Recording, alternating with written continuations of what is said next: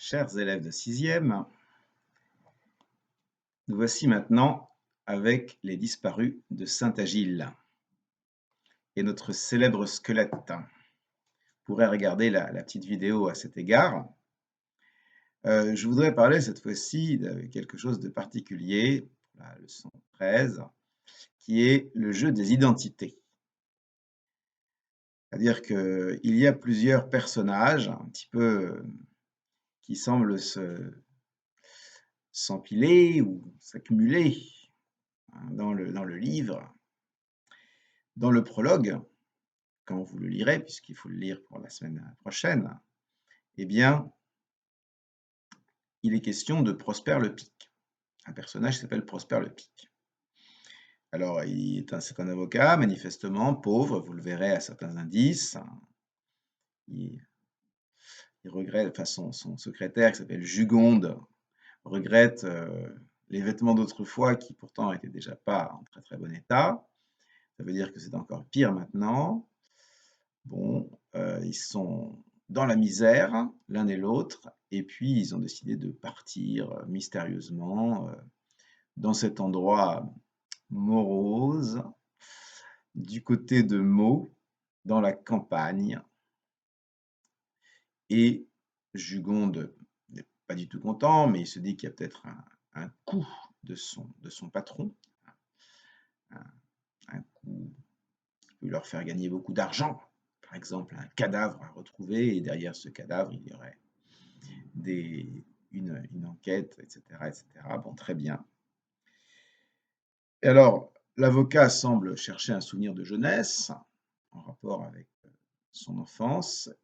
Et ensuite, après ce passage, ce prologue en italique, les personnages semblent disparaître. En fait, si vous regardez plus loin, à la fin, vers la fin du roman, et pas tout à fait à la fin, vous avez un autre chapitre en italique où Prosper le Pic reparaît.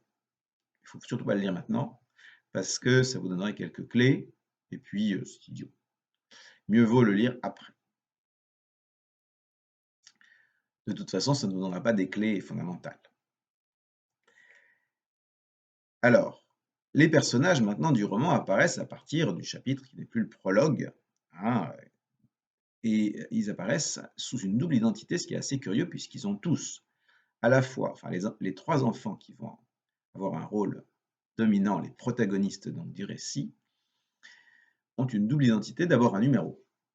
C'est amusant, hein, ils ont un numéro, un petit peu comme pour nos numéros de l'ordre alphabétique. Simplement, là, c'est les numéros dans le collège, donc ils sont numérotés. Tous les professeurs les connaissent par leur numéro, mais aussi par leur nom, et encore quand ils font des recherches, mais d'habitude, c'est le numéro qui tombe en premier. Donc, le numéro 95, qui est Mathieu Sorgue, un élève de troisième, en fait, ils sont tous les trois en troisième. Le numéro 7, qui s'appelle André Baume. Et le numéro 22, Philippe Macroy, qui lui a encore une autre petite identité, puisqu'il se fait appeler à l'anglaise Philip McRoy. Bon, c'est pareil, sauf que ils ont cette espèce de petit mythe entre eux de chercher à atteindre les États-Unis, et donc une identité anglaise est la bienvenue. Puis après, il y a aussi des adultes, Monsieur Planet, qui est l'homme qui ne dort jamais, qui est le surveillant nocturne, mais aussi dans la journée. Donc c'est très curieux. Il est préfet. Le monsieur Donadieu, qui, qui est surnommé l'œuf, pardon, qui est celui qui ronfle, excusez-moi, qui est économe. Monsieur Mirambeau, donc un surveillant, qui s'appelle aussi l'œuf parce qu'il est très bien rempli. Alors l'œuf, c'est un surnom que les élèves se donnent entre eux, mais qu'ils n'utilisent pas évidemment face au personnage. Ensuite, il y a Monsieur Lemel, un surveillant dont le teint est plutôt rouge, peut-être parce qu'il a un rapport avec l'alcool. Monsieur Benassi, son teint est plutôt brun. Encore un troisième surveillant, le troisième surveillant. Et puis Monsieur Boisse, le directeur, qui a une petite barbiche. Plusieurs de ces personnages ont un surnom, ce qui leur donne encore une identité. Vous voyez, il y a un petit jeu quand même. Mais c'est normal. Hein, dans tous les collèges, il y a comme ça des surnoms. On peut utiliser le prénom de l'enfant, son nom de famille et parfois son numéro. Donc finalement, c'est des jeux d'identité qui sont assez classiques. Mais vous allez voir que ça va venir tout le temps dans le livre et bon, il y a certainement une intention. On va chercher, même si au fond ce qui compte c'est l'aventure elle-même.